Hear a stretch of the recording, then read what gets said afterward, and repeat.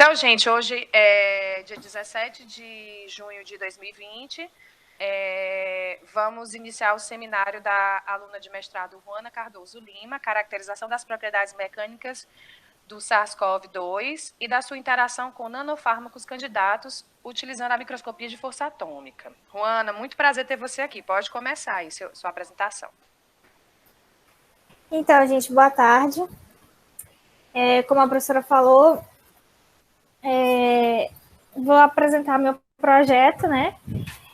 Diferente da apresentação do Charles e da Bia, que já estão em andamento, meu projeto acabou de começar. Então, eu vou falar basicamente uma revisão da literatura e as perspectivas, o que eu pretendo fazer nesse projeto, nesse trabalho. Enfim, o título do meu projeto é Caracterização das propriedades mecânicas do SARS-CoV-2 e da sua interação com nanofármacos candidatos utilizando microscopia de força atômica. Esse projeto está sendo realizado sob a orientação da professora Luciana. E, primeiramente, eu montei uma linha do tempo para a gente contextualizar, né? Não é um assunto que está bem, como é que fala? Está sendo bem falado, né? Muito atual. E é isso, vou comentar um pouco sobre como a gente chegou até aqui. Em dezembro do ano passado, foi feita a primeira notificação de uma doença que foi classificada como coronavírus disease, a chamada Covid-19, em Wuhan, na China. No mês seguinte, houve a confirmação de que essa doença ela é transmissível entre humanos. E, além da China, outros casos foram confirmados em outros países. E o primeiro caso nas Américas, que foi nos Estados Unidos. Nesse mês, a OMS definiu como um estado de emergência de saúde internacional. Em fevereiro, o Covid chegou ao Brasil. A Covid chegou ao Brasil e em outros 44 países foram confirmados mais de 81 mil casos. Então, começou a corrida, né, pela busca pelo tratamento, foram iniciados testes clínicos, pesquisas foram iniciadas para encontrar um tratamento e uma vacina. Em março, foi declarado o estado de pandemia pela Organização Mundial da Saúde. Nesse mês, a gente já tinha 132 mil casos em 123 países e mais de 5 mil mortes. Depois da China, a Europa seria o novo epicentro dessa pandemia. No Brasil, a gente tinha 900 casos e 11 mortes. A partir desse mês, foi fomentado a utilização da hidroxicloroquina e da cloroquina como possíveis medicamentos para o tratamento. Em abril de 2020, abril desse ano, o mundo chegou à marca de 1 milhão de casos. A Europa já tinha passado pelo pior, e agora o novo epicentro seria os Estados Unidos, chegando a mais de 200 mil casos. O Brasil ultrapassava a marca de 30 mil casos e chegava a quase 2 mil mortes. Em maio, mês passado, a Organização Mundial da Saúde considerou que o Covid-19 poderia se tornar endêmica. Isso assim como o HIV poderia ser um vírus que dificilmente seria erradicado. O Brasil chegava a 400 mil casos e 26 mil mortes, um número altíssimo. Nesse mês, a revista científica Lancet publicou um estudo sobre a hidroxicloroquina e a cloroquina, chegando à conclusão de que esses medicamentos não possuíam benefício no uso e que, além disso, haveria um risco de morte para os pacientes devido ao aumento de arritmia cardíaca. Ou seja, esse medicamento ele tinha complicações para o funcionamento cardíaco. Enfim. O que nos traz a hoje, a junho. Esses dados são de ontem. Eu entrei hoje de novo nesse site da Organização Mundial da Saúde e os números já tinham aumentado. Mas vou comentar sobre o mapa de ontem. O mundo chegava a mais de 7 milhões de casos de Covid no mundo inteiro, com mais de 400 mil mortes. Nesse mapa, a gente pode observar a distribuição dos casos. O número de casos está em azul e o número de mortes está em laranja. E a gente pode ver que Estados Unidos, Brasil e Rússia são os países com o maior número de casos. São aqui, de acordo com a barra... De acordo com essa barra de escala, a gente, pela variação dos tons das cores, né? Brasil, Estados Unidos e Rússia são os países com o maior número de casos.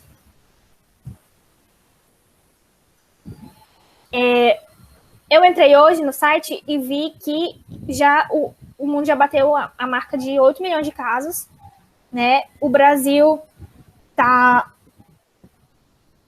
chegou à marca ultrapassou 800 mil casos e chegou a 43 mil mortes. Os Estados Unidos é o país com o maior número de casos atualmente, com mais de 2 milhões de casos e 115 mil mortes. O Brasil só está atrás dos Estados Unidos em número de casos e número de mortes. Por isso, esse trabalho é tão importante. O Covid, o coronavírus, é o Covid, né? O Covid é a doença, o coronavírus é o vírus. A Covid é uma doença que não tem cura ainda não foi encontrado um tratamento. Muitas pessoas estão morrendo. E a gente teve a oportunidade de montar esse projeto para contribuir com a comunidade científica nesse momento, né? Então, esse projeto, se der tudo certo, é um projeto muito, muito legal, muito importante. Vamos começar por partes, né? Vamos começar do começo. O que são vírus? A palavra vírus vem do latim e significa fluido venenoso ou toxina. Os vírus, eles são formados basicamente de proteínas. Toda a sua estrutura é formada por camadas de proteínas. Os vírus funcionam como parasitas obrigatórios, ou seja, eles somente se reproduzem pela invasão celular. Eles tomam de conta do funcionamento da célula. E a partir daí se reproduzem, depositando seu material genético nessa célula. Dentro da shell, que chama, né, do capsídeo, da casca proteica, a gente tem o material genético do vírus, que pode ser DNA ou RNA. Essa cápsula que protege o material genético é chamada de capsídeo. E ela, como eu mencionei, ela é feita de proteína. Os vírus, eles não têm células, eles são organismos acelulares. E até hoje, um debate ainda não finalizado na comunidade científica, biológica, se os vírus são seres vivos ou não. Fica aí o questionamento. Os capsídeos, né, a camada proteica que basicamente forma o vírus, eles podem ter três formas. Três formatos.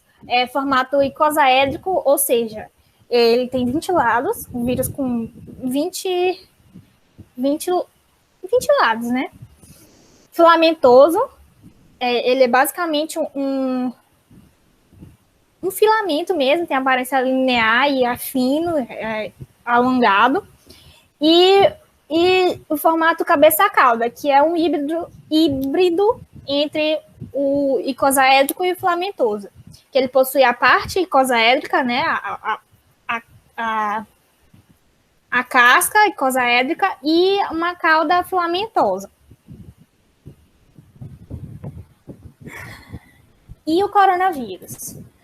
Bom, como eu mencionei, né, a Covid-19 é uma infecção viral causada pelo coronavírus. Essa infecção viral ela é altamente transmissível, como eu mencionei, transmissível entre humanos, e causa a síndrome respiratória aguda grave, que a gente conhece hoje como SARS-CoV-2. Os coronavírus são vírus envelopados, isso é, eles possuem um envelope lipídico que protege o capsídeo, né? Além do capsídeo, eles possuem o envelope, além do capsídeo proteico, possui o envelope lipídico. O material genético do coronavírus é o RNA, né? RNA, e os coronavírus pertencem à família Coronaviridae, ordem Nidovirales, e são divididos em 4 gêneros: alfa, beta, gama e delta. O SARS-CoV-2 o SARS-CoV-2 causador da Covid-19, ele é do gênero beta, ou seja, ele é um beta-coronavírus. Os coronavírus, eles são estruturalmente formados por 4 proteínas. A proteína spike, que é essa... Deixa eu contar aqui. A proteína spike, que é essa camada mais externa aqui, né? Esses como é que fala? Ops, está passando um caminhão de lixo. Esses espinhozinhos, né? Esses espinhozinhos são chamados de spike. E uma curiosidade é que o nome coronavírus vem justamente por conta desses spikes, porque é como se fosse uma coroa. Curiosidade. A seguir, a gente tem a proteína E, que é o envelope, né? O envelope formado pela proteína E. Depois, a gente tem a proteína M, que é a membrana mais externa. E a proteína N, que é o núcleo capsídeo, que protege o material genético. É um capsídeo interno, além da estrutura externa. A proteína S, ela é a porta de entrada para as células. Ela é a que se conecta com o receptor nas células. Então, isso fez com que as pesquisas, os estudos, focassem na proteína S, porque é a partir dela que o vírus consegue se conectar com a célula hospedeira, o coronavírus se conecta com a célula hospedeira e invadir a célula e ocorrer a infecção, né?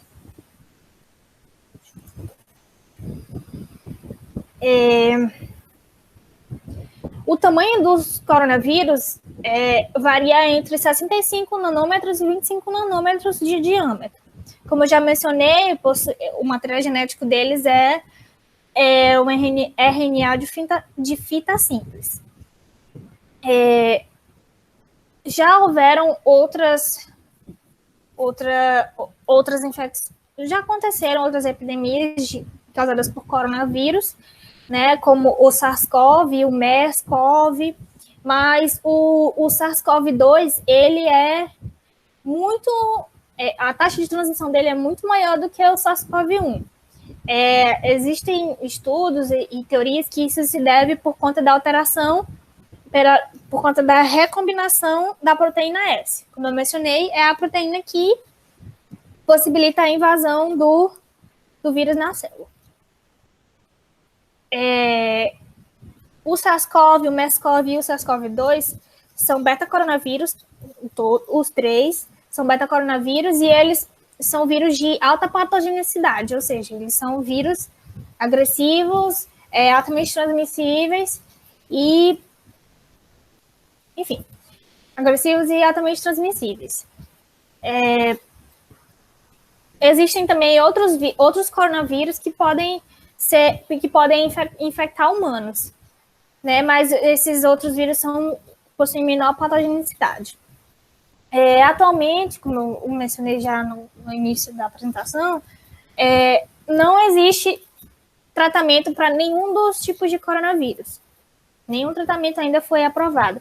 Existem, devido à pandemia, né, muitas pesquisas foram iniciadas, muitos estudos clínicos foram iniciados, mas até então a gente não tem nenhum tratamento certo, nenhum tratamento já confirmado e aprovado que de fato seja efetivo contra o coronavírus. Bom,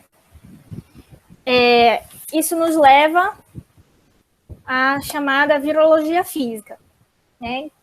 Somos físicos.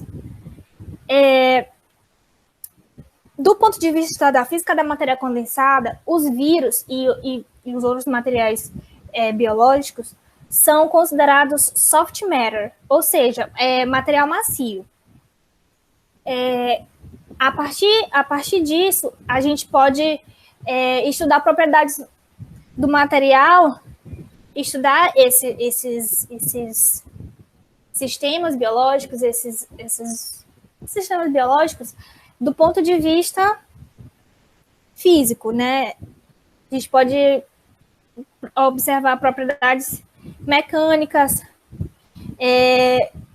propriedades do estado sólido, etc. A virologia física, ela vem do estudo da estrutura desses vírus a partir de técnicas com background físico ou físico-químico, como cristalografia de raio-x, microscópio eletrônico de varredura, como é que é o nome? Microscopia de fluorescência, etc. Inclusive o AFM, que é microscopia de fluorescência. A virologia física, ela possui 3 objetivos principais. Do ponto de vista físico, a gente busca entender o comportamento da matéria condensada mole. Isso do material biológico, como né? Um material mole. E aí, como eu mencionei, estudar propriedades como elasticidade, fragilidade, fadiga do material, etc. O outro objetivo se dá do ponto de vista nanotecnológico. O estudo da virologia física proporciona a manipulação de propriedades mecânicas de nanopartículas, né? Os vírus possuem tamanho nanométrico. Então, a manipulação de vírus, o estudo dos vírus, como nanopartículas e dos componentes dos vírus, é interessante do ponto de vista nanotecnológico. E, obviamente, do ponto de vista virológico, busca-se, né, determinar como propriedades mecânicas podem fornecer, se essas propriedades mecânicas fornecem adaptação dos vírus ao ambiente biológico. né? Se os vírus, porque os vírus eles têm forças internas e externas e do ponto de vista virológico seria interessante saber se essas forças internas e externas se deram de forma evolutiva, se os vírus se utilizam, se e como, né, os vírus se utilizam dessas forças internas e externas para evoluir e melhorar o seu funcionamento, o seu funcionamento.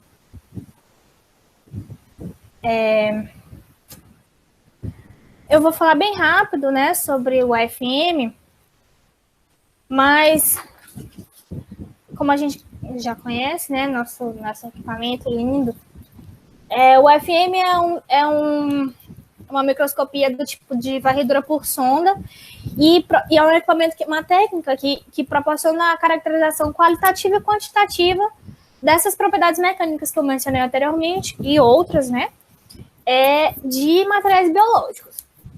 Não só de materiais biológicos, como a gente conhece, né, mas aqui o foco é materiais biológicos. O AFM ele pode nos dar informações morfológicas a partir dos mapas ou imagens, né, mas que na verdade são mapas, já que não é uma microscopia óptica. Ele nos dá informações morfológicas dos mapas com alta resolução.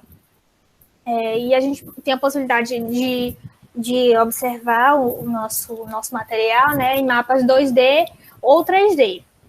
E a partir daí a gente pode correlacionar, voltando aqui para o objeto de estudo, né, que é o vírus, a gente pode correlacionar as estruturas desses vírus, a estrutura do vírus ao funcionamento, ao seu funcionamento. Eu vou falar sobre isso melhor mais na frente, quando falar de FM especificamente em vírus. O FM também proporciona informações nanomecânicas, né? Porque a gente consegue medir quantitativamente essas propriedades mecânicas uma escala nanométrica, um equipamento muito, capacidade de resolução muito grande. Então, a gente consegue escalas nanométricas e até subnanométricas.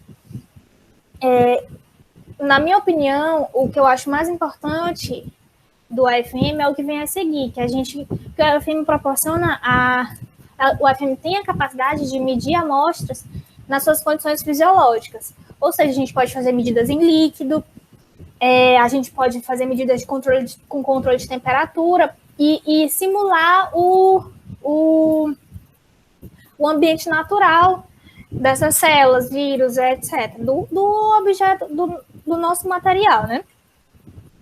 Com isso, a gente pode fazer estudos de interação, né?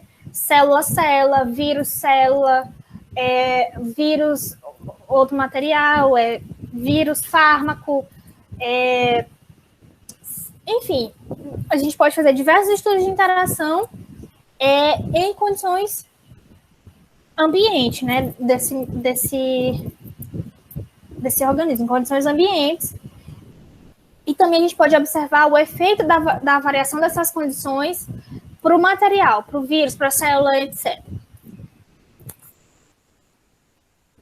Bom, eu fiz um apanhado, né, de microscopia de força atômica em vírus, e a literatura tem bastante coisa até de AFM em vírus. E a maioria dos experimentos, além dos mapas, né, da visualização, que são interessantes, mas para a gente é mais interessante a medição, os dados, a literatura está cheia de experimentos com AFM em vírus. O principal deles são experimentos de nanoindentação, para testar a resistência do capsídeo, para testar a resistência da proteção do vírus, né? Por exemplo,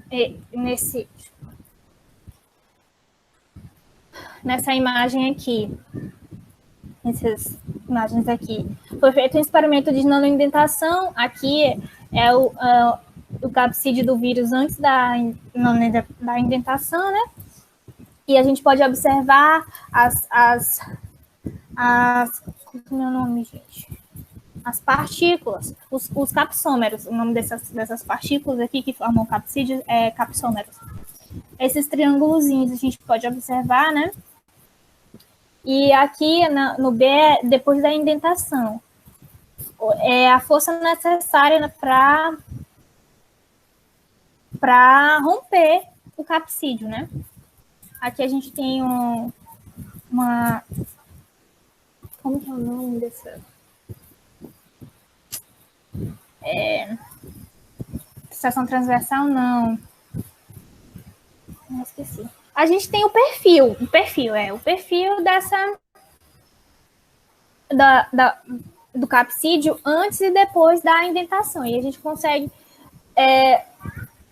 obter, né, dados de profundidade da indentação, entre outras. E as imagens D e E, elas mostram a ruptura dos capsômeros depois da indentação. Aqui a gente tem a ruptura desses capsômeros.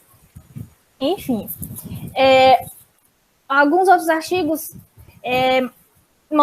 concluíram, né, alguns outros estudos concluíram que os capsídeos, eles têm, dependendo do vírus, eles possuem módulo de Young, né, que é o módulo de elasticidade, variado, que variam de valores equivalentes ao módulo de Young do polietileno, que é mais mole, né, que é mais elástico, até o acrílico, que é mais stiff, eu esqueci o nome em português. Do acrílico, que é mais duro, que é mais... Enfim. E também esses artigos comentaram que os capsídeos suportam pressões de até algumas dezenas de ATM, pressões osmóticas, né? Tanto quando o vírus infecta a célula, quanto o vírus com suas forças internas, suas pressões internas. Foram feitos... existem também experimentos de observação dos processos irreversíveis não lineares, ou seja, de deformação plástica e da falha desses capsídeos, né? Foi feita também a quantificação de efeitos mecânicos da encapsidação, que é quando o capsídeo protege o material genético e também das mutações das proteínas que formam o capsídeo, das mutações dos capsômeros. Esse estudo, ele fornece informações virológicas importantes e possibilita o entendimento de novas aplicações biotecnológicas. Como eu mencionei, o estudo dos vírus é extremamente importante para a nanotecnologia, né? Porque são nanopartículas. Aqui eu trouxe alguns exemplos de diferentes vírus,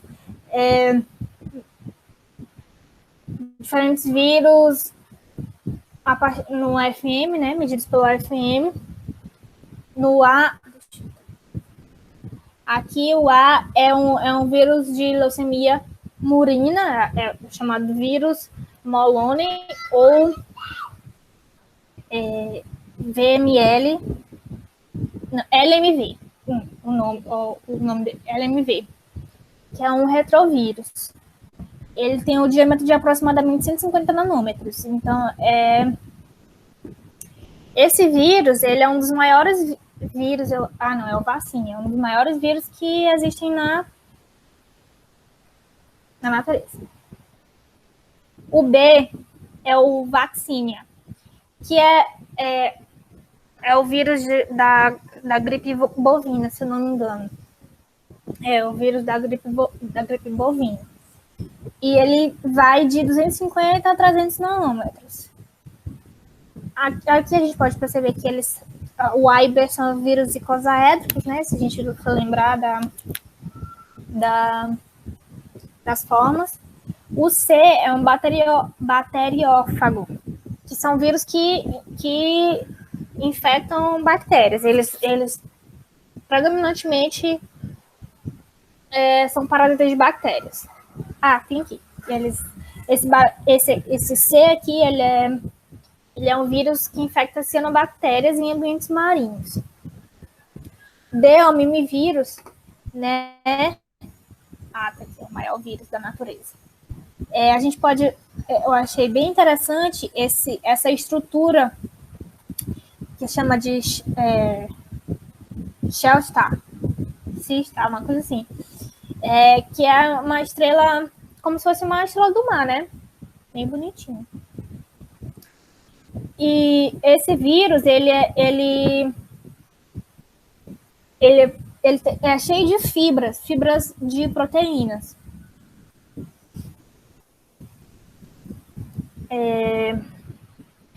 Esse experimento aqui é bem legal. A, B, C e D são o mesmo vírus, só que foi feito um processo de dissecação. E a cada fase desse processo de dissecação foi feita uma medida FM, né? No A, aqui é o vírus intacto ainda, né? 2x2, mas aqui a gente tem várias partículas, vários vírus, e eles estão intactos ainda. No B, na figura B, já foi removida a camada superficial, a camada fibrosa.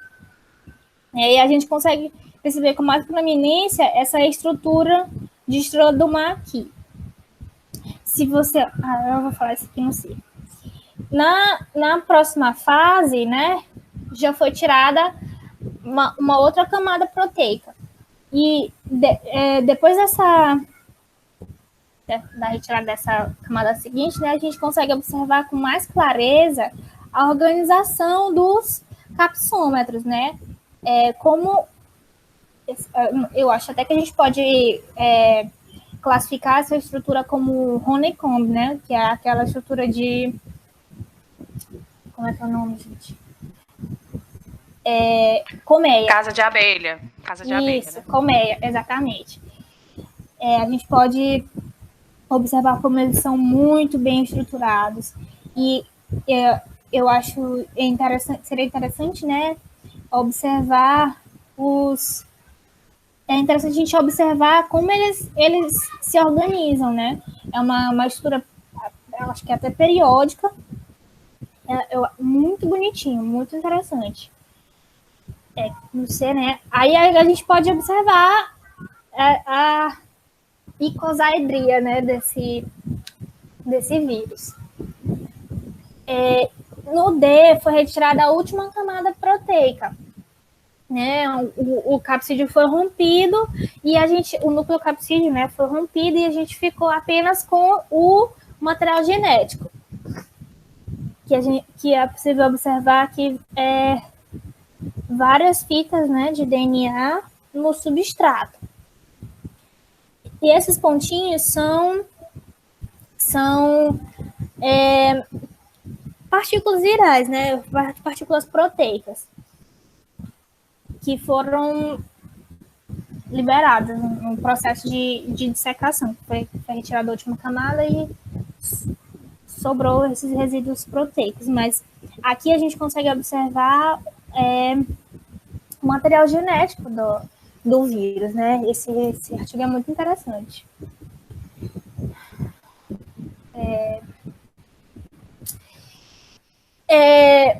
Na literatura, já saiu esse mês, inclusive, um artigo de AFM em SARS-CoV-2. Não! Sim, foi. Só que não é o vírus propriamente dito. São as chamadas VLP, que são Virus-like Particles, que são partículas sintetizadas, né, que mimetizam o funcionamento do vírus. E elas não são infecciosas, né? mas elas expressam o funcionamento das camadas proteicas do vírus, né? Nesse caso aqui, nesse artigo, tem as proteínas SME, e elas foram sintetizadas em células de mamíferos. Esse artigo foi basicamente, eles não exploraram muitas propriedades das VLPs do SARS-CoV, né? Mas eu acredito que eles tenham feito basicamente para mostrar que é possível sintetizar essas VLPs. E inclusive no artigo eles falam sobre o processo de síntese, né? Eles comentam esse artigo aqui, se alguém quiser dar uma olhada. Eles comentam sobre o processo de síntese dessas VLPs, eu acho que foi mais para isso. Mas uma informação importante é que essas medidas foram feitas em ar, né? Não foram feitas em líquido, foram feitas em ar. E em ar, os capsídeos dessas VLP, elas aguentam uma força de até 1 nanonewton.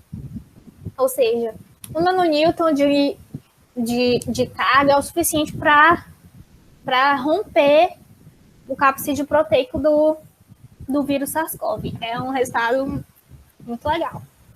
Não sei se vocês se empolgaram tanto quanto eu, mas eu achei esse artigo muito legal.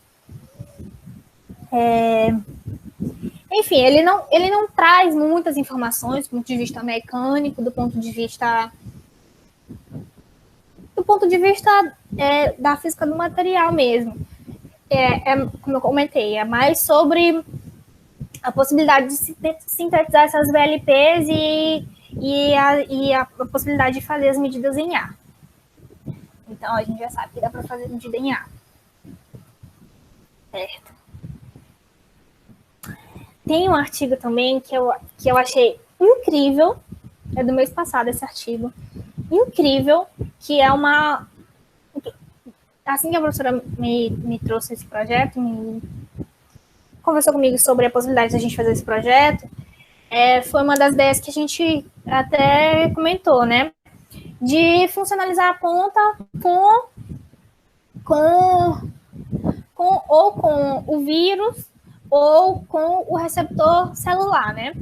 Que o receptor celular do SARS-CoV é o ACE2, que é a porta de entrada do vírus na célula, esse receptor. E nesse artigo, eles mediram as interações, eles funcionalizaram a ponta do FM com a proteína spike, né, do SARS-CoV, e mediram as interações com o receptor. Muito legal mesmo.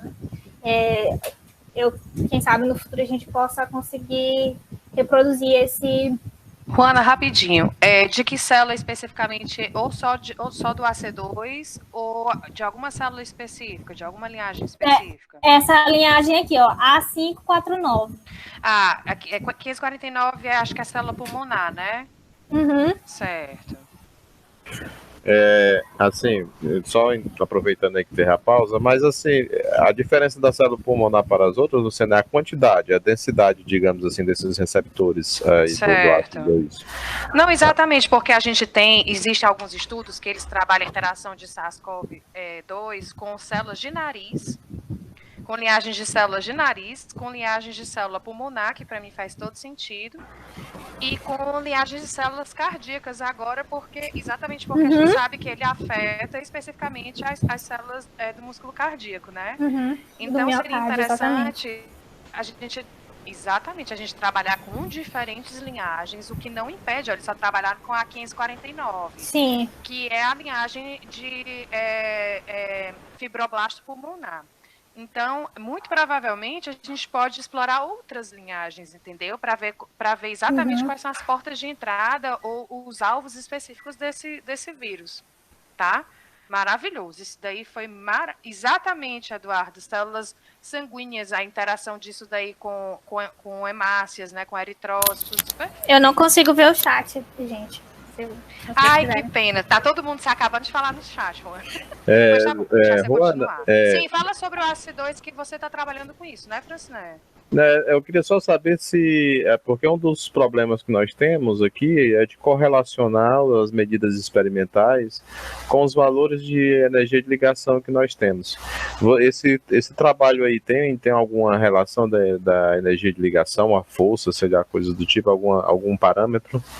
Professor, eu não sei responder porque eu não procurei isso, essa parte. Eu só... Mas deve ter, Franciné, porque essas medidas aí, elas medem a força de ligação. Mas tem as medidas de interação, elas são medidas, inclusive, tem usagens que saem em eletrovolts, se eu não me engano. Então, eu acredito que, com certeza, eles dão os valores da energia de ligação, sim. Eu lhe mando, professor, o artigo. O artigo eu tenho ele. Ok. Continua, Fia. Certo. Enfim, uma perspectiva do nosso trabalho é, como a professora mencionou, fazer esse tipo de experimento, além dos experimentos de indentação, que também são interessantes. Agora, né, vamos para os objetivos desse projeto. Como eu mencionei, é importante a gente compreender, né, do ponto de vista físico, as propriedades do SARS-CoV-2. Porque, como eu falei, né, muitas propriedades mecânicas estão correlacionadas com o funcionamento dos vírus em si. A gente busca, né, determinar a partir do AFM valores de dureza e elasticidade e força de ruptura, como eu mencionei, os experimentos de não indentação.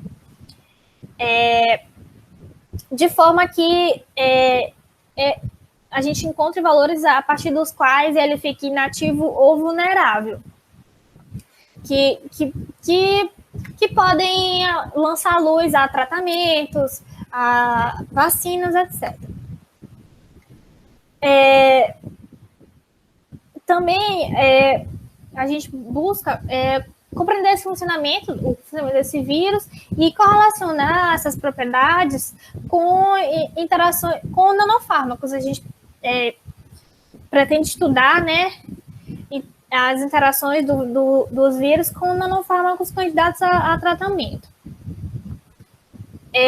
Também a gente busca caracterizar topograficamente, né, o mapazinho do SARS-CoV inativo, ou como eu mencionei, o VLP, naquela referência que eu mencionei anteriormente.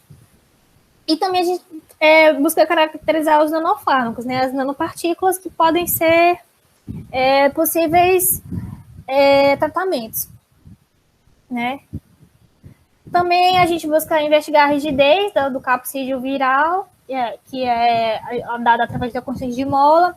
A gente busca investigar a elasticidade intrínseca, né, do capsídeo, dada a partir do módulo de Young. Também medir a resistência estrutural, né, que é até onde o capsídeo aguenta a força, assim, uma aplicação de força, uma carga de força, né, sem deformar, sem quebrar, sem romper. E, por último, mas não menos importante, também a gente busca investigar interações entre os nanofármacos e as amostras de SARS-CoV e o vírus. Né? Uma possibilidade também é a gente funcionalizar a ponta com a nanopartícula, com o nanofármaco, ou vice-versa, ou funcionalizar com o vírus e medir o nanofármaco, e a partir daí observar essas interações. E também a eficácia, o efeito desses nanofármacos em amostras do vírus. Certo. A metodologia que a gente pretende empregar começa com colaborações, né? Ninguém faz nada sozinho. Os nanofármacos vão ser fornecidos pelos nossos colaboradores. A gente tem colaboração com o CNN, né, que estão fornecendo as nanopartículas encapsuladas, com fármaco encapsulado. A Unifesp, que também fornece nanomicelas com fármacos, e o UFRJ, com o fornecimento de nanoestruturas à base de grafeno. E a gente pretende... Além das interações também, Ruana, lá no pessoal da UFRJ vão fazer interações dos fármacos e dos vírus com os sistemas biológicos, né, com as linhagens e tal. Eu comentei nos objetivos. Certo. Aqui a gente tem nossa famosa, bela e maravilhosa curva de força, né? Força vezes a deflexão. E a partir dessa curva de força a gente consegue várias informações para caracterização, né? Tanto dos sistemas nanoestruturados quanto das partículas virais, quanto do SARS-CoV-2. Porque SARS-CoV é outro. Nossa, é SARS-CoV-2. E também a caracterização da interação desses nanosistemas como a professora falou, linhagem de células e os vírus. Nosso equipamento, né, nosso FM, é o Multimode 8, eu não contei aqui, mas a gente geralmente utiliza o modo Peak Force Quantitative Nanomechanics. A ponta, né, a nossa sonda é ScanAssist, o que não impede a gente também tentar fazer medida em líquido, né, que aí seria a ScanAssist Fluid, mas a ScanAssist tem quantidade de mola nominal de 0,4 Newton por metro. Esse é o valor que ela vem de fábrica, mas a gente faz a calibração da quantidade de mola através do método do ruído térmico. À medida que as medidas forem acontecendo, a gente define outros parâmetros, né, de acordo com o andamento dessas medidas. A caracterização mecânica, como eu mencionei, ela se dá a partir da análise das curvas de força, que na verdade é a curva de deflexão, em função do deslocamento. Aqui a gente tem, né, a nossa típica curva de força, curva de deflexão e deslocamento, em uma amostra macia, que é o nosso objeto de estudo. Aqui a gente tem a porção adesiva, né, que é a dificuldade que é a força necessária, né, o trabalho necessário para que a ponta saia da amostra. Aqui a gente tem a porção de esterese, né, e aqui a gente tem a curva de aproximação e retração. Certo. O módulo elástico, o cálculo desse módulo elástico se dá a partir da teoria de contato de Hertz, que é a teoria de indentação. Nosso indentador a gente considera como cônico, a nossa ponta, né? A gente aproxima como cônica e é dada por essa expressão. F cônico igual a 2 sobre π, sobre 1 menos ni ao quadrado, tangente de θ ao quadrado. Onde E e ni representam o módulo de Young, que é o nosso módulo elástico, e a razão de Poisson, que se eu não me engano, da resistência. Da resistência do material. A razão de Poisson, no nosso caso, é igual a 0,5, que considera o material virtualmente incompressível. Porque a gente está... a compressibilidade do material, exatamente. É o módulo de compressibilidade. E quem é θ e quem é delta? Θ é o ângulo da ponta, é o ângulo de abertura da ponta, e delta é a deflexão. Muito bem.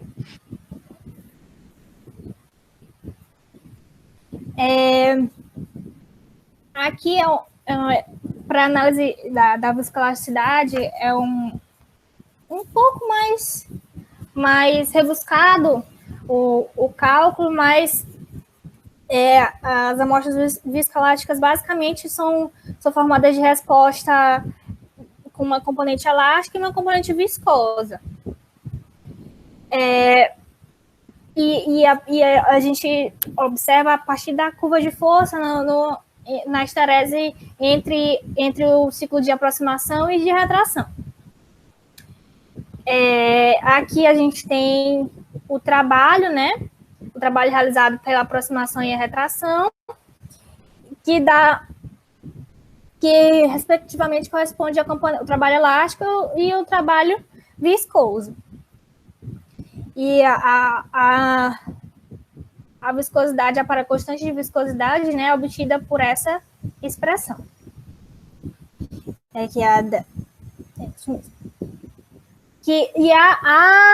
A viscosidade, ela leva em consideração a geometria da sonda. Como eu falei, a gente utiliza a sonda aproximação cônica, né? E a gente também leva em consideração a deflexão e a indentação. Certo. A gente planeja, né, a gente pretende também fazer medidas elétricas com o FM, isso FM e KPFM, que são Electrostatic Force Microscopy e Kelvin Force Microscopy, que são medidas que medem o gradiente das forças elétricas, ou seja, o mapa das interações eletrostáticas. Aqui a gente tem um exemplo de medida EFM. Primeiro o EFM faz a varredura para receber dados topográficos e uma varredura de contato normal. E depois ele se mantém a uma distância, né, fixa, e a partir dos dados topográficos ele recebe dados de interação eletrostática. Ele se mantém a uma altura fixa da amostra, ele não varre a topografia da amostra.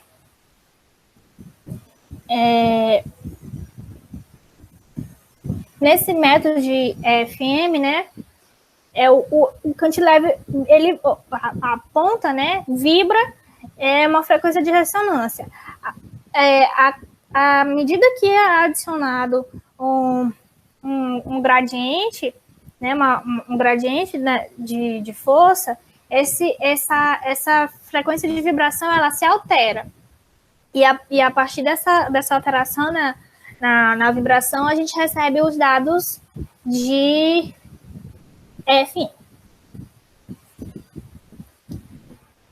Certo.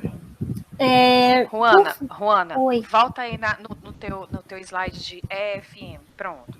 Só para mostrar para vocês uma imagem que é muito ilustrativa, que é essa que mostra a sonda sendo puxada para baixo ou sendo empurrada para cima. Vocês estão vendo?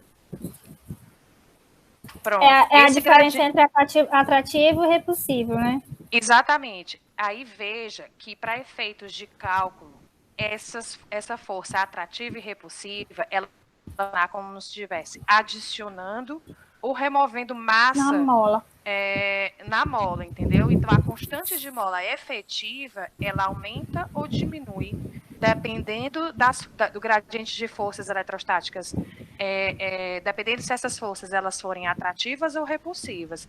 Então, é dessa forma, essa imagem ela é muito ilustrativa, porque vocês estão vendo aí a mola comprimida e a mola empurrando. Vocês estão vendo? Ó? Uhum. É como se eu tivesse uma coisa empurrando o cantilever e uma coisa puxando o cantilever para baixo. Exatamente.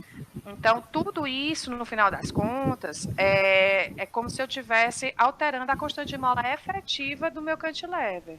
certo? Por isso que é tão importante. E esse modo em que a sonda varre lá em cima, primeiro ele copia, né, a topografia, depois ele sobe reproduzindo essa altura para que eles fiquem sempre com uma altura constante, né? E aí qualquer alteração na deflexão do cantilever é devido a essas forças de longo alcance. Chama lift mode. Certo. É porque a coisa mais bonita é essa imagem da molinha aí, entendeu? É a forma mais ilustrativa que eu achei fantástico isso do manual. Só para que vocês entendam como que funciona isso, tá bom? Pode continuar, Fia. Bom, finalmente, a gente já tem alguns resultados preliminares, não de medidas em vírus, porque a gente ainda não tem as amostras, mas a gente já tem amostras de nanofármacos encapsulados, né? Essas medidas foram feitas pela professora Luciana, devido ao distanciamento social. Essas medidas foram ela que fez. Mas a gente tem um mapa tridimensional. Eu estou usando uma caneta para apontar, como se alguém estivesse vendo.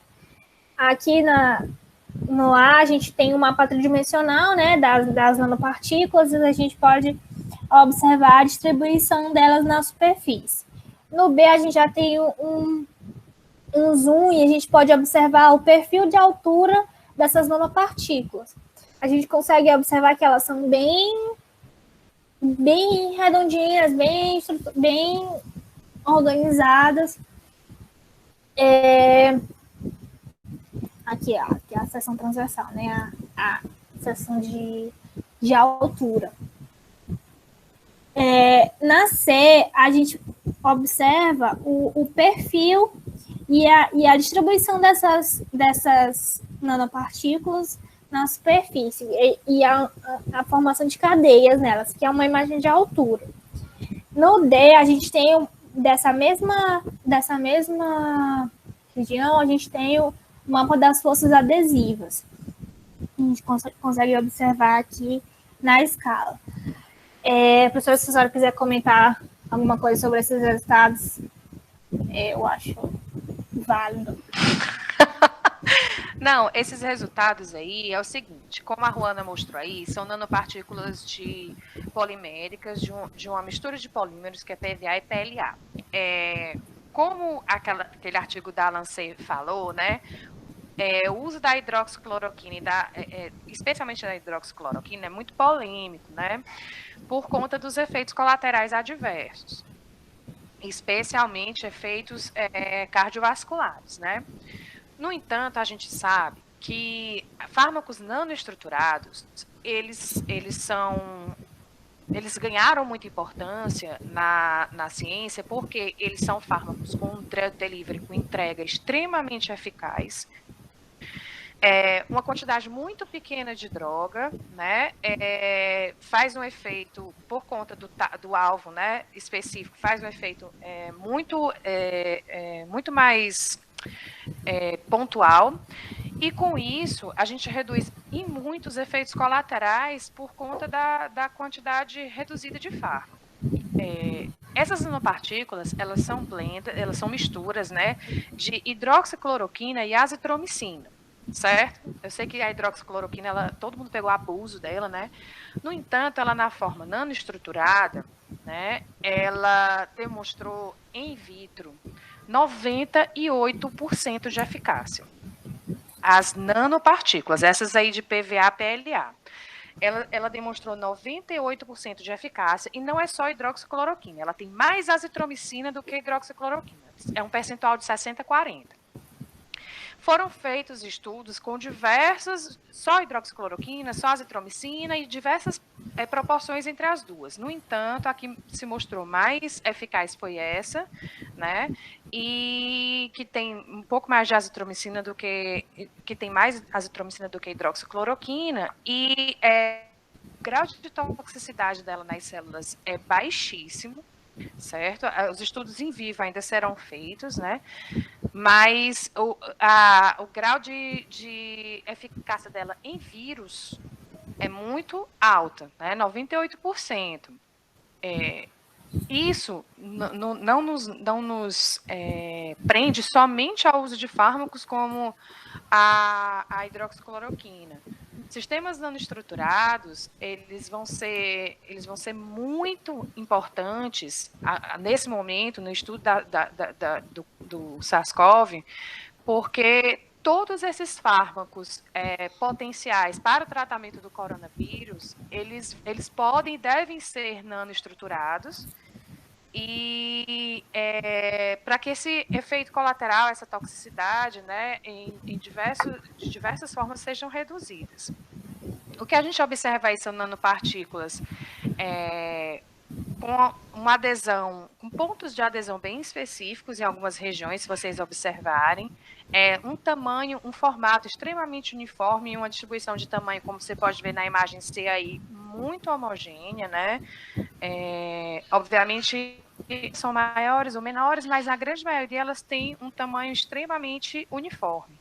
E isso vai ser importante, esse tamanho, e você nota que ela não é tão nano, ela não é tão pequenininha, mas é importante que ela não seja tão pequenininha, seja pequena o suficiente para interagir com a célula, mas não seja tão pequena para que não entre nas fenestrações dos tecidos ou não tenha captação alta de baço e fígado.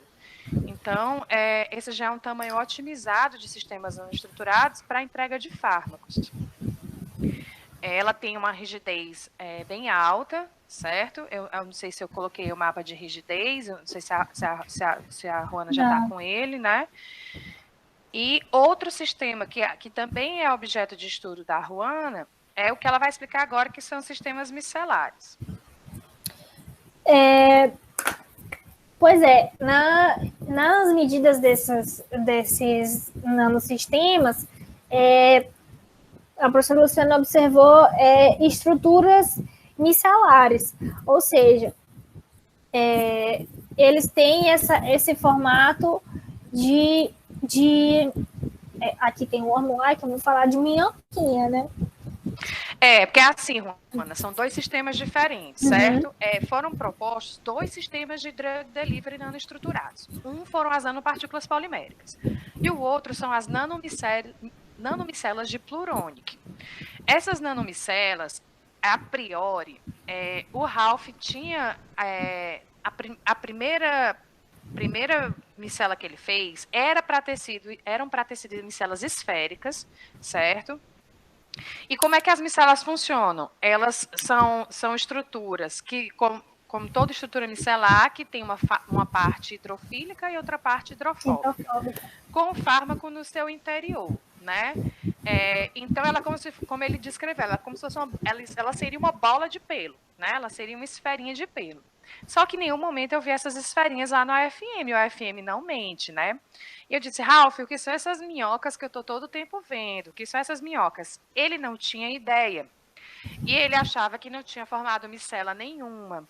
Mas eu comecei a observar em diversas imagens, eu vou já olhar, Mari, em diversas imagens que formava essas estruturas ramificadas. Eu até conversei com o Charles. Charles, será que isso aqui obedece a alguma estrutura fractal? Porque parece um galho de árvore. Ele vai saindo das pontas. E eu peguei e disse assim, parecem minhoquinhas. Quando eu coloco no Google, eu coloco micela, aí a primeira coisa que aparece, meu povo, sem brincadeira, foi micela worm-like, que é uma micela do tipo minhoca, né, do tipo vermezinho.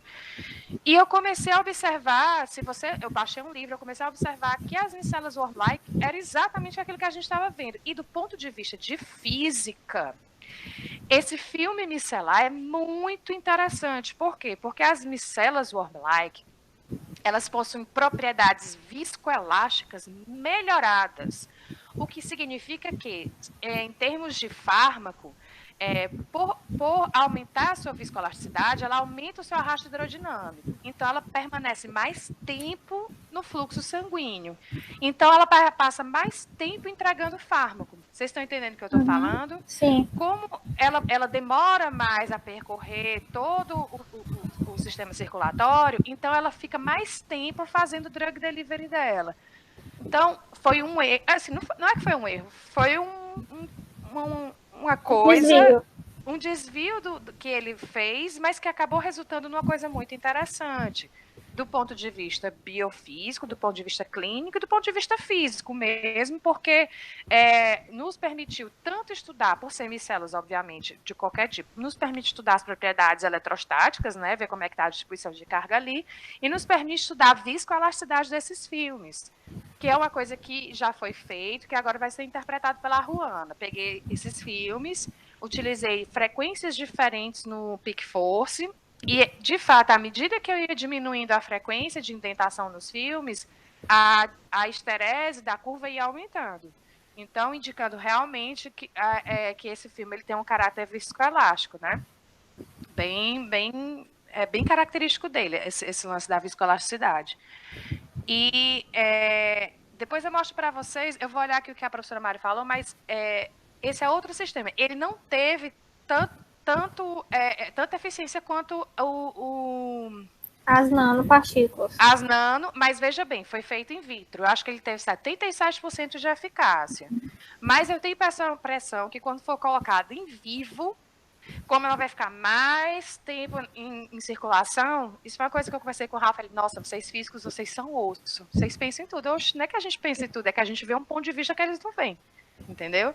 Então, eu acho que vai acabar tendo também uma vantagem gigante trabalhar com esse tipo de sistema. Na segunda amostra que ele me mandou, as micelas já apareceram circulares. Aí, pois é, né? Aí ele tem que aprender a acertar a mão lá na hora da produção das micelas, entendeu? Mas pode continuar, Ruana, aí na sua apresentação. Enfim, é isso.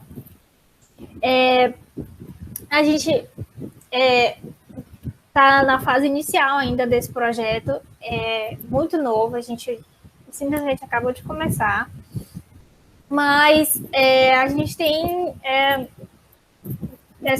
ótimas perspectivas e a gente acredita que teremos resultados extremamente interessantes, como a gente pode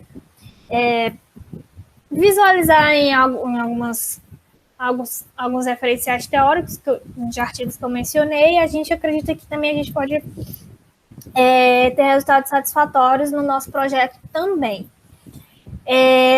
Existem análises que a gente dá para a gente fazer, análises adicionais, além das análises de imagem ou de dados mecânicos, a gente também pretende fazer uma análise adicional chamada Power Spectral Density, que eu não coloquei aqui porque eu ainda não dominei, assim, eu ainda não consegui entender de verdade como é que funciona essa análise. Não é uma medida, é uma análise posterior à medida, né? Mas futuramente eu espero trazer para vocês como essa análise de espectral de potência, né, de densidade de potência, pode nos ajudar. Muito obrigado. Espero que tenha sido, apesar de iniciar, eu espero que tenha elucidado mais ou menos o que a gente pretende fazer. E espero que ninguém tenha perguntas. Obrigada. Todo mundo tem perguntas, Ruana. Ruana, eu que agradeço. Você elucidou muitas coisas sobre vírus para a gente. Eu acho que para todo mundo que trabalha na área de exatas, ninguém entende muito bem, né, dos vírus e tal, né? Eles são muito complicados, apesar de serem organismos acelulares, a estrutura e a organização dos vírus é muito complicado. Eu estava lendo, meu Deus, e esse lance de incrível. os vírus serem ou não serem organismos vivos é um paradoxo muito grande, né? Porque eles se reproduzem e tudo mais, né? Mas eles não têm metabolismo próprio, aí tem essa... tem diversas correntes, né? Tem a corrente que acredita que não é, eu estava vendo isso daí também.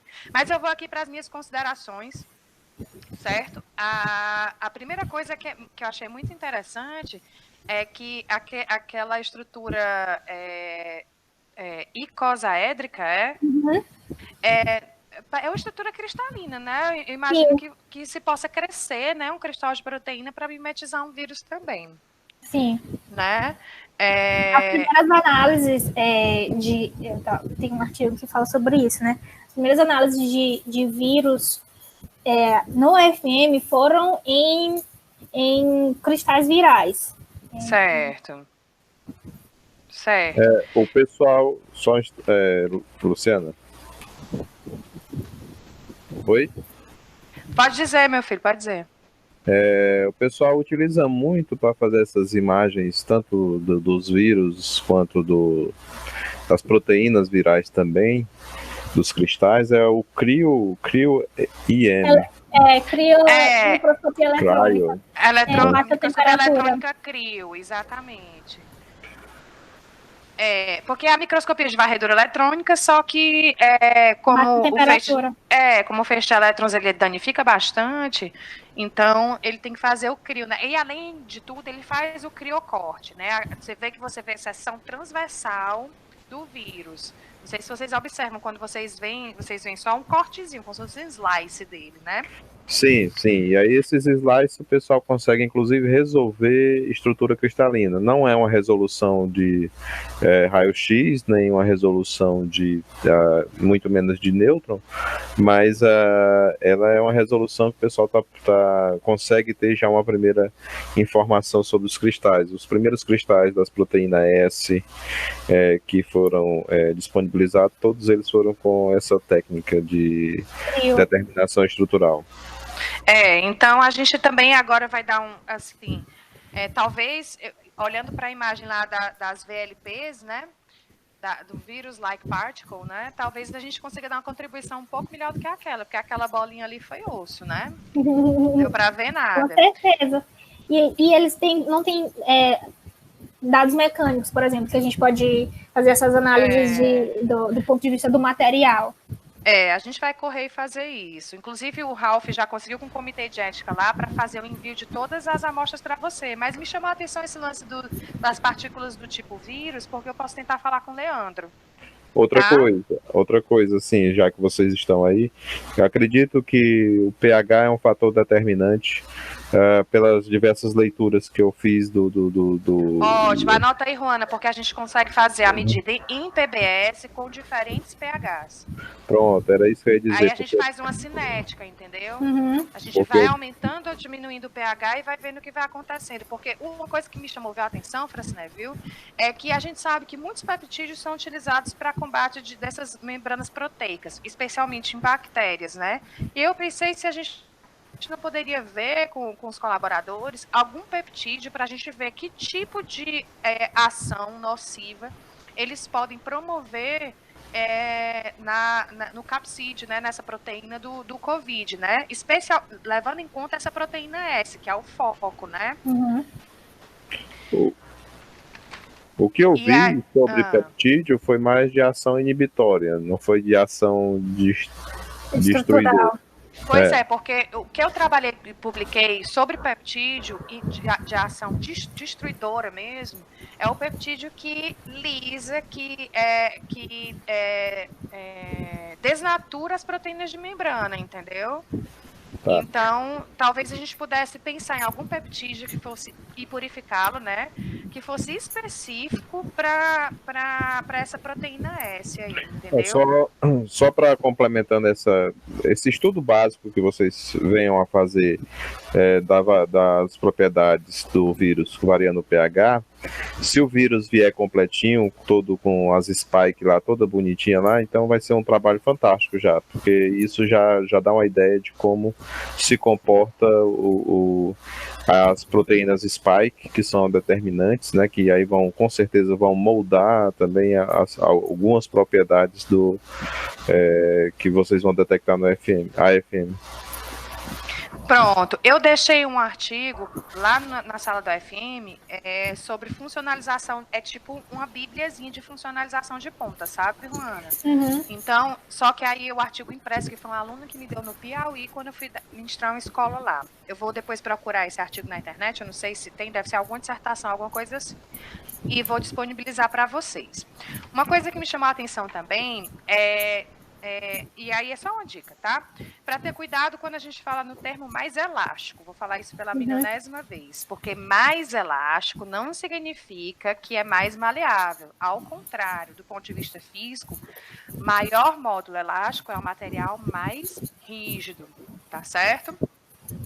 Outra coisa que eu achei massa também, muito massa, que você falou assim, não sei se vocês estão empolgados como eu, mas eu fiquei bastante, sobre as medidas de peak force em ar nele serem da ordem de 1 nanonewton. Então, isso me mostra, me leva a crer que a gente vai ter que, de fato, fazer essas medidas em ar. Sabe por quê? Porque em líquido o material fica mais compliance, fica mais maleável, sei lá, né? E a gente teria que colocar alguma coisa da ordem de piconewtons aí, né? Para dar certo. Imagina, e vamos desligar todas as luzes. Pois é. E aí, aí o que me deixa feliz é porque pelo menos você já tem 1.1 GB de dados, né? Para você brincar, né? Agora eu vou pedir para vocês ligarem as 1.1 GB, exatamente. Vou pedir para vocês ligarem as câmeras, porque antes de abrir as perguntas para todo mundo, o Dudu vai tirar um print, né, Eduardo, dessa apresentação. Se ajeitar meu cabelo. Então, tu fecha a tua apresentação, Juana? E aí a gente tira o print. Eu não sei como é que tira print aqui. Liguem as câmeras aí, eu estou sem câmera, estou no desktop. Tá, mas aí o resto liga as câmeras aí, só para a gente poder tirar um printzinho. Tá? Charles foi passear. Eita! Pego no pulo. Não. Vai, Dudu, tira aí o print.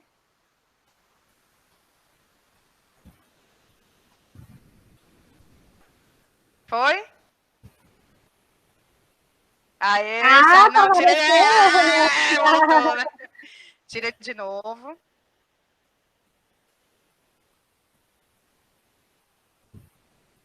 Tirou, Eduardo? Tu tá sem microfone, Eduardo. Microfone.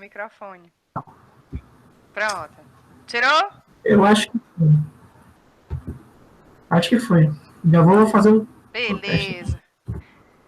Então, ó, agora eu abro as perguntas, porque a professora Mariana tem muita coisa a falar aí também.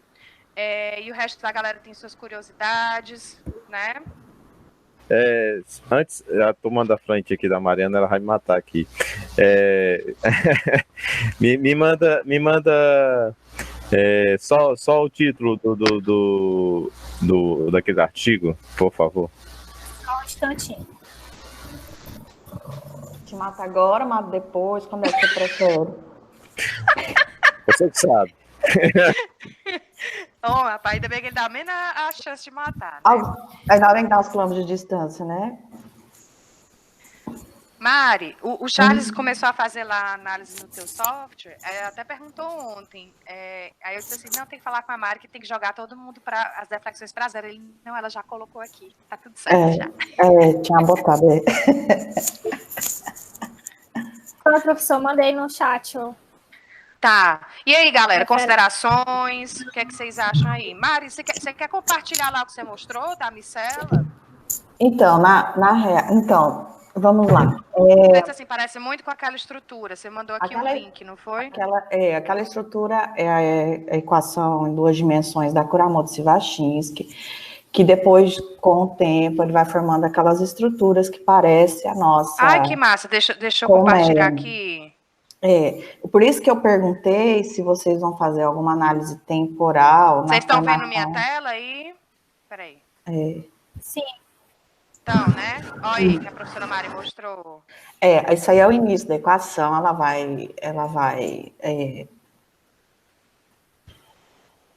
vai ser isso. Leva um tempinho. E aí ela vai formando olha aí, Charles. Porque ela vai formando algumas estruturas que vai lembrar lá quando ela começar a progredir mais, vai formar aquelas estruturas que vocês chamaram de casinha de abelha, né? Nossa colmeia, de mel, olha lá, né? os favinhos estão começando a se formar.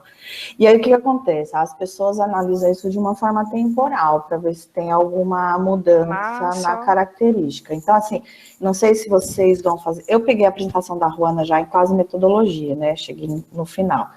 Então, se vocês tiverem alguma maneira de analisar de forma temporal, não sei que seus colaboradores têm, Luciano. Mas acho que isso deve... O que a gente vai fazer, né? Eu, você e a Ruana, a gente vai analisar, número 1, as propriedades mecânicas, tanto das nanopartículas quanto do vírus, tá? E aí o vírus eu tenho que pensar, porque o Ralph, ele vai me enviar o vírus inativo, que é para ninguém correr risco, né? Aí eu não sei se isso, sabe, Francine, se vai ter alguma alteração na hora da gente fazer essa variação do pH. Se esse vírus inativo, ele... Porque ninguém vai trabalhar... Eu não vou submeter os meus alunos a trabalhar com vírus ativo, né? Que eu tô ficando velha, né, doida? De fato, tu tem que consultá-los o que é um vírus inativo, né? Propriamente, o que é que representa isso em termos estruturais ou... Em termos estruturais, eu acho que não altera nada, mas ele tira, eu acho que é sem o RNA, sem o material viral. A estrutura acho que vai ser a mesma. Viral, mas a estrutura externa é a mesma. Então, assim, para a gente caracterizar e fazer a interação dele com... Mas o principal aqui que eu acho que a Ruana vai ter que fazer mesmo é funcionalizar a ponta do AFM com essa proteína beta, que eu acho que isso deve ser mais fácil, e depois, que é o foco da gente, né? E depois a gente pega cultura de célula de pulmão, cardiomiócitos, dos Cambala 4, e ela faz a interação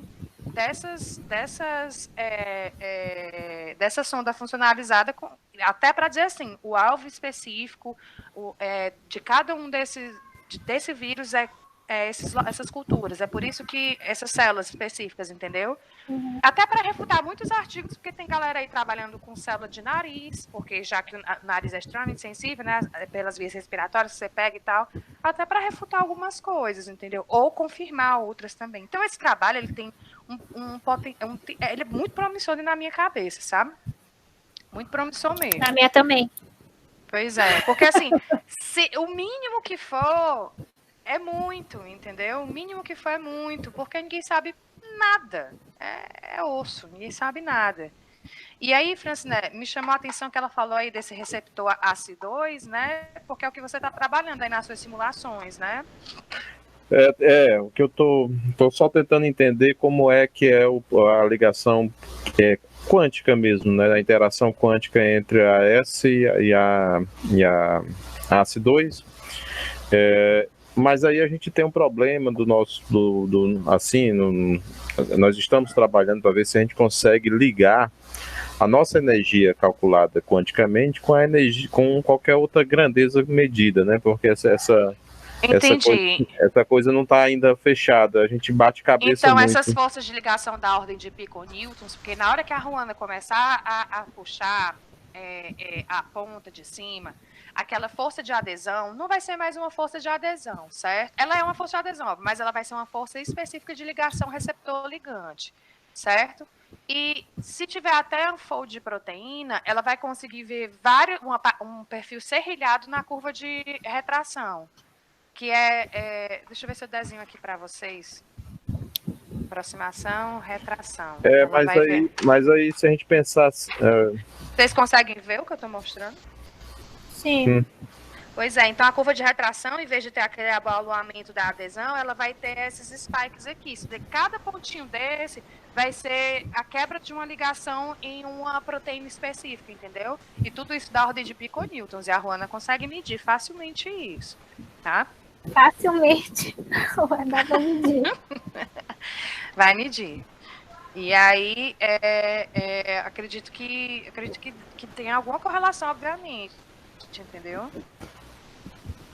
Ok, eu vou dar uma pesquisada, porque assim, até então eu não conhecia o pessoal medindo a interação, assim, não tinha me tocado dessa grandeza que pode ser a força, né, a força de ligação que vocês e aí relacionar com a energia de ligação que a gente calcula. Isso a gente deve ter como correlacionar, porque na teoria lá da mecânica clássica, uma é derivada da outra, né? Então, então não deve ser uma coisa muito absurda, não. Eduardo fez uma pergunta durante a apresentação, não foi, Eduardo? Eu acho que a Ruana não leu os comentários. Não dá.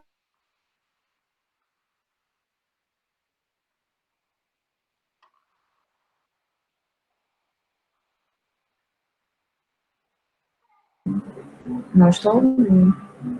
Tá escutando, Eduardo? Sim, agora deu uma parada, mas agora tô ouvindo. Pronto, Eduardo fez uma pergunta, Ruana, durante a apresentação. Faz aí, Eduardo. Sobre qual pergunta? Não lembro aqui. Era sobre como é que ele vai tirando as camadas. Sim. É porque tu falou, quando eles estavam analisando o vírus, eu esqueci o nome, mas tem a cabecinha, né? Para ler no chat. Acho que não. Pois é, aí tu disse que eles vão analisando mais internamente, né, o vírus. Até expor aquela estrelinha, aquele formato de estrela que fica No computador. Aí como é que ocorre esse tratamento, como é que método eles usam para expor essa camada, para tirar, para expor essa Porque ele não vai estrelinha? revelando as camadas, Ruana, ele não vai tirando, né? Depois a estrelinha, depois ele tira a estrelinha. É tipo uma lavagem. É tipo uma lavagem para retirar as camadas proteicas. Porque o vírus, ele é basicamente proteína. Mas tu sabe qual é a metodologia dessa lavagem, o que é que eles usam? De cabeça eu não sei, mas tem no artigo. Beleza. É uma solução. Que eles fazem tipo uma lavagem. Não sei se deve, tipo, a gente faz com as células para alisar, né? Não sei, deve ser alguma coisa que escreve só aquele material, por exemplo, da primeira camada. Tu sabe o que é que eles usam? Eu vou te dizer, algum tipo de detergente, porque essas proteínas, elas estão numa camada lipídica, entendeu? Então, eles lavam... Deixa eu olhar aqui no artigo. Eles com certeza lavam com algum detergente, que nem a gente faz no procedimento para tirar a camada de proteína, que é o glicocálice, né? De cima da hemácia, para expor o citoesqueleto. Então, usa como se fosse um tipo detergente. Bacana. Eu vou olhar aqui no artigo, Edu, eu te mando. Beleza. Mando. Mais alguma dúvida, galera? Oi, eu fiquei numa dúvida. Eu queria saber como é que vocês recebem esse vírus no laboratório. No potinho, aí vocês... Qual é a metodologia que vocês usam? Pronto, é assim. Esse vírus a gente ainda não recebeu. Como é que esse vírus vem? Ele vem inativo, certo? Ele não vai fazer nenhum mal. Ele vem em solução. Ele vem em líquido.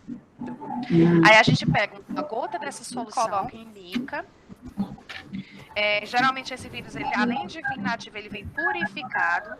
Eles limpam para tirar qualquer outra proteína plasmática, porque ele está, né? Então ele fica purinho, que é para a gente poder ver as estruturas dele bem bonitinhas. Vem numa solução, e aí a gente pega uma alíquota dessa solução, coloca em mica, moscovita, porque é uma superfície extremamente orientada, com plano atômico perfeito. Então, se você colocar uma coisinha nanométrica em cima, ela se sobressai na hora de fazer a varredura do AFM. E aí ela vai e caracteriza. No Big Force, se ela for fazer líquido, né, ela precisa colocar uma substância como polielisina na superfície da mica para poder o vírus grudar ali. E aí, na hora que botar água, o vírus não flutuar, entendeu? Mas ele vem em líquido, em solução. Mas, por enquanto, ele ainda não veio. Na verdade, eu não pedi para o Ralph ainda, porque ela tem que interpretar muitos dados de nano ainda, né? Então, para não acumular serviço. Mas aí, o próximo passo, eu vou conversar com ele, o envio do vírus, entendeu? E depois ela funcionalizar e tal. E a gente vai saber como é que a gente... Vieram para os fármacos, né, que ela comentou. Que é aquelas imagens lá. Isso. Foram os fármacos que já foram testados nos vírus e que já foram testados nas células. Os fármacos nanoestruturados, né? Tanto os fármacos poliméricos como os fármacos micelares. Esses ela já analisou, né? Que já tem o teste in vitro E o teste de toxicidade in vitro e o teste de interação com o vírus também. Esses já foram todos feitos, entendeu? Sim. Entendi. Mais alguma dúvida, galera? Então, eu vou encerrar aqui a gravação, mas vocês ficam aí que é pra gente conversar, tá bom? É bacana. Deixa eu ver aqui como é que eu faço para encerrar a gravação.